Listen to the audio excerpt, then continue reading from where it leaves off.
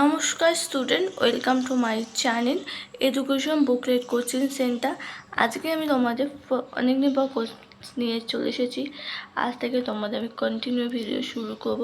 তোমাদের অনেক গ্যাপ হয়ে যাচ্ছে, কিন্তু আমি আজ থেকে চেষ্টা করব কন্টিনিউ ভিডিও দেওয়া। আজকে আমি তোমাদের ক্লাস 8-এর সংস্কৃত দ্বিতীয় পাঠ বসন্তকাল গদ্যটা পড়াবো।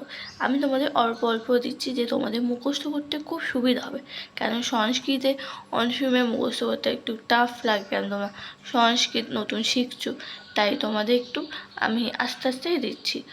তোমাদের ফার্স্টে প্যারাটা দুটো লাইন, মানে একটা লাইন আমি তোমাদের পুরো সপ্তাহার্থ মানে দিয়ে দিই। দেখো, শীতস্য অবসারে বসন্ত ক্ষৈত্য আবির্ভূত। দেখো আমি লিখে দিচ্ছি, তার মানে হচ্ছে যে শীতের শেষে বসন্ত ঋতু আবির্ভাব হয়। ফাল্গুন চৈত্র দৌ মাস বসন্তকাল, মানে ফাল্গুন আর চৈত্র 2 মাসে বসন্তকাল হয়। অস্মিন ঋতু মেঘমুক্ত গগনমণ্ডল, মানে এই ঋতুতে আকাশে মেঘমুক্ত হয়।